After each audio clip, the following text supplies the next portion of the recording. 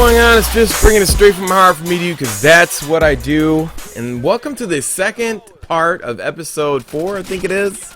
Yes, Call of Duty World at War. Oh my goodness, I love this game. I thought I was gonna hate it, and then I was like, you know, I'm looking at the pros and the cons of it, and obviously not everybody is on this game. I thought that Call of Duty 4, if you were to go back and play every game right now, and you could say which is the best Call of Duty, I might have to say somewhat World at War, because even though there's martyrdom, you can get away from it, and even though there's 3 times grenades in here, there's still enough parity in the weapons and balance that you can combat things. Although Call of Duty 4 was revolutionary, comparing this World at War back to Call of Duty 4, although Call of Duty 4 was revolutionary, and the fact that you know, there is vehicles in this game. I mean, there are enough maps, but I think when you look at World at War and Treyarch, you look at some of the nostalgia of, I mean, even though at the time I hated it. Like, sometimes you like mustard, and then you don't like mustard. And sometimes you like ketchup, and then you don't like ketchup. Your tastes change over time. And now, obviously, the weapon models are not the best. The lighting is not the best, even though it's the same engine and all that, and a bag of chips, and the colors aren't all fruity like everybody was crying about. You have to remember, this is when David Vonderhaar wasn't really paying attention to the community, and they were just making games, you know, based on form input. It wasn't really, this was the time when YouTube just came on the scene, and it was making a big deal, and the fact that Twitter and all that, Facebook, but you look at the game, you look at some of these games, and you're like, I was saying to myself back in the Fisticuffs video, I was like, gosh, they let the snipers have the same amount of damage and power. I mean, you're talking about one shot kill to the chest, and you can even swipe in this game. Swipe sniping. Not like Black Ops 2, where it's just so incredibly overpowered. Like, they turned it up in that game. But in this game, I think there's a fine balance.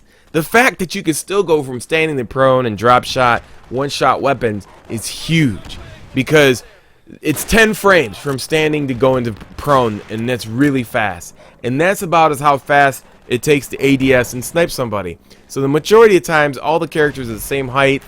You know, a sniper is going to shoot. They're just going to aim where you're at, and they're not going to be able to swipe down. I think that's the hardest thing for a sniper to do, is swipe snipe down. I mean, they can swipe left to right and diagonally, but swiping from top to bottom, it's really hard for them to comprehend that. And taking that away, it was a huge mistake. That was a big balance of the weapons. Now, going back, when you look at this game, you're like, man, there was a lot of parity in the weapons.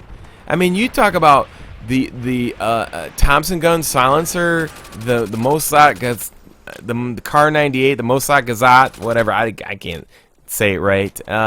All the sniper rifles, I didn't have a problem with any of it. I even liked the streaks.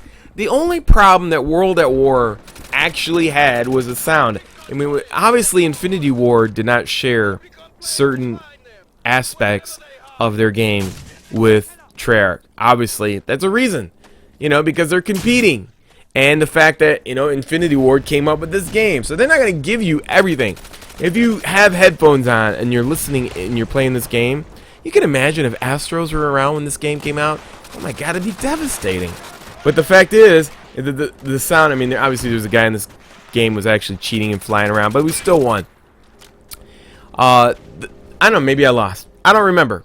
The issues is that, you know, looking at Call of Duty 2 and 3 and 4, you know, there wasn't much of a change when you looked at World at War. They were kind of caught in the middle, you know. They were moving on to modern combat. And how do you... I think between World at War and Black Ops 1 is when Treyarch lost a lot of its love. You know, I mean, identity. I mean, people were defined by this game.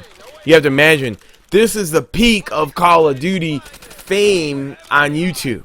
I mean, this is This is when Wings of Redemption made his career. A lot of people that weren't part of Call of Duty 4 had an up and coming.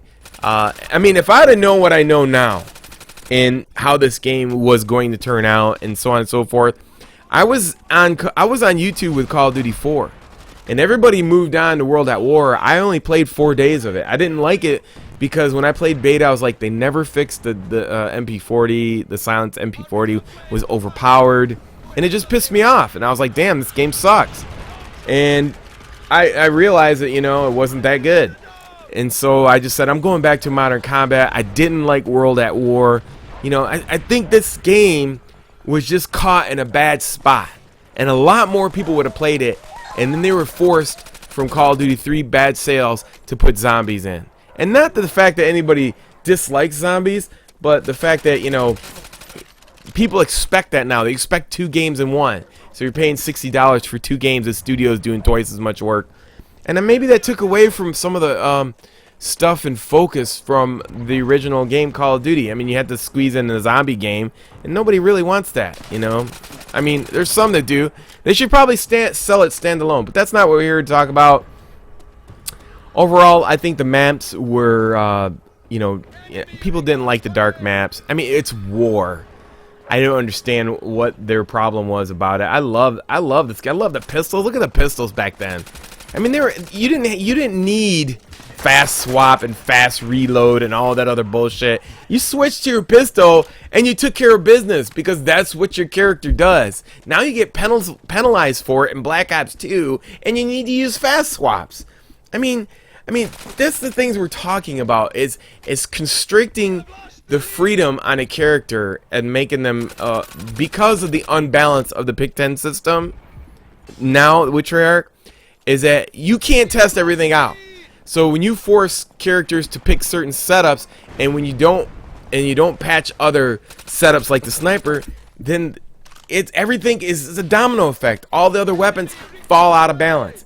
This game had one of the best balances that I can see to date.